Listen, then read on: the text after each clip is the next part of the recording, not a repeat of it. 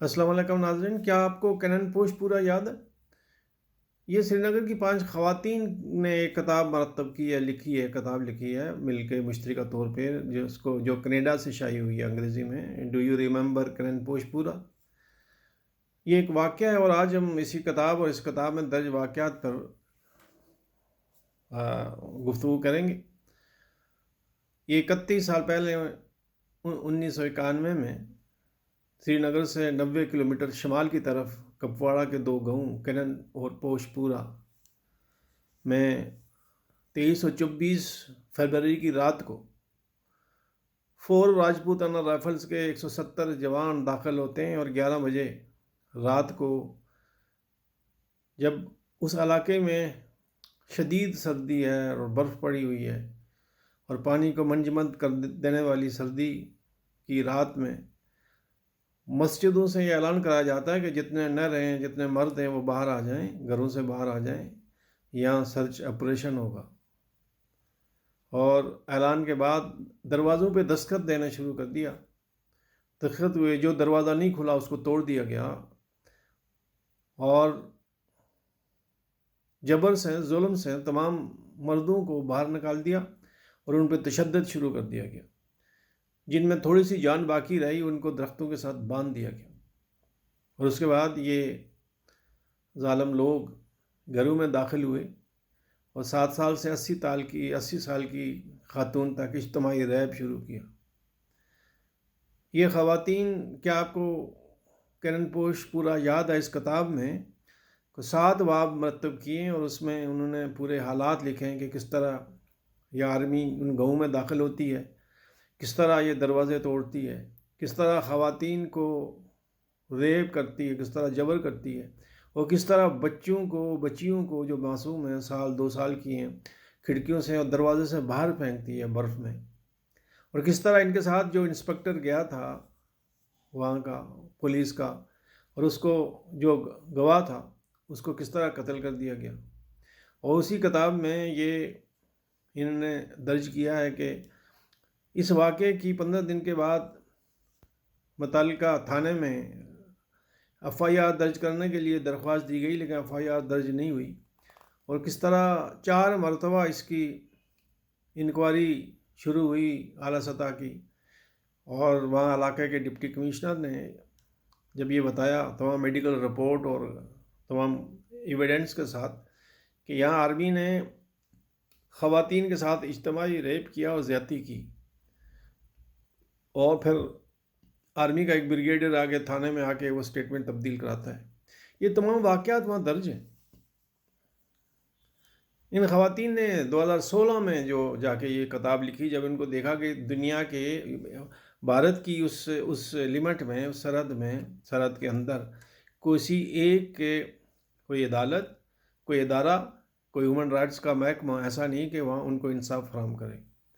تو دنیا کو بتانے کے لیے پھر یہ کتاب شائع ہوئی ہے، جو کینیڈا سے شائع ہوئی ہے، اور اس پر بھی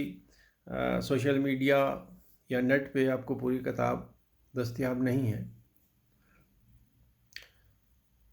جموں کشمیر کے لوگ 23 تاریخ کو یوم مزاحمت نسمہ کشمیر کے طور پہ بناتے ہیں، اور اس کا مقصد یہ ہے کہ اس دن ہماری خواتین، ان معصوم خواتین نے جو ممکن ہو سکتا تھا انہوں نے مزاحمت کی، اور ان دونوں گاؤں کو تار تار کر دیا گیا۔ یہاں کی ثقافت تبدیل ہو گئی، یہاں کی تاریخ جو ہے وہ تبدیل ہو گئی، اور ہم یہ کہتے ہیں کہ یہ جو دن ہے، یہ جو واقعہ ہے، یہ کشمیر کی تاریخ میں ایک سیاہ ترین واقعہ ہے۔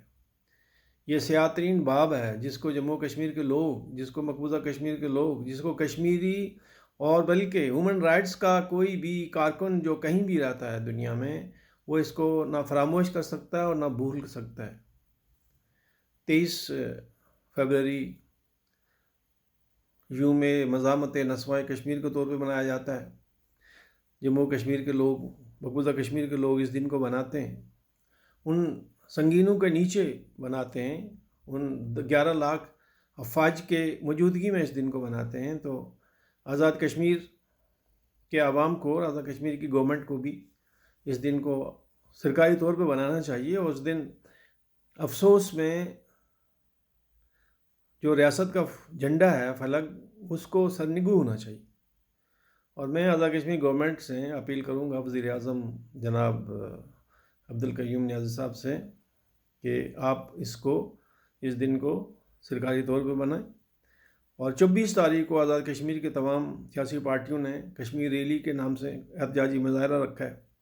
اور کیا ہی اچھا ہوتا کہ یہ 23 تاریخ کو ہوتا اور اس دن کی مناسبت سے ہوتا، اس لیے کہ یہاں تو 100 خواتین کا ریپ ہوا،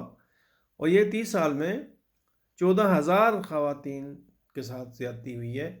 کسی کے ساتھ اجتماعی ریپ ہوا ہے، کسی کے ساتھ کوئی فوجی آفیسر اٹھا کے لے گیا، کسی کو چھامنی میں جو ہے نا وہ زیادتی ہوئی، کسی کو تھانے میں زیادتی ہوئی، کسی کو گھر میں جبراً گھس کے زیادتی ہوئی۔ تو یہ جو 23 تاریخ کا یوم مزاحمت نسواں کشمیر کا دن ہے،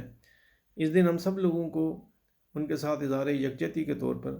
بنانا چاہیے، اس لیے کہ 31 سال سے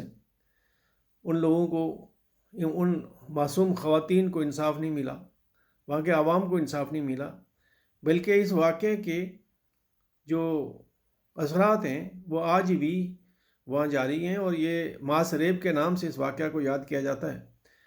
اور اطراف کے بچے اس گاؤں کے بچوں کو اس نام سے پکارتے ہیں کہ یہ ماس ریپ کے گاؤں والے۔ ایک خاتون نے جو ادیڑ عمر ہے، اس نے اسی کتاب میں انٹرویو دیا کہ میں نے ابتدائی پرائمری سے ماسٹر تک پڑھا، اور پرائمری سے ماسٹر تک یہ تانا میرے پیچھے رہا کہ یہ ماس ریپ کے گاؤں کی لڑکی ہے، اور یہ بس ختم نہیں ہوا بلکہ آج بھی۔ اور اس ظلم و زیادتی کی اور اس طرح کے جتنے بھی واقعات ہیں اس کو ہم لوگوں کو اٹھانا چاہیے، اس کو ہیومن رائٹس کے جتنے بھی ادارے ہیں پاکستان میں، اس کے باہر، اور پاکستان کی سول سوسائٹی کو بھی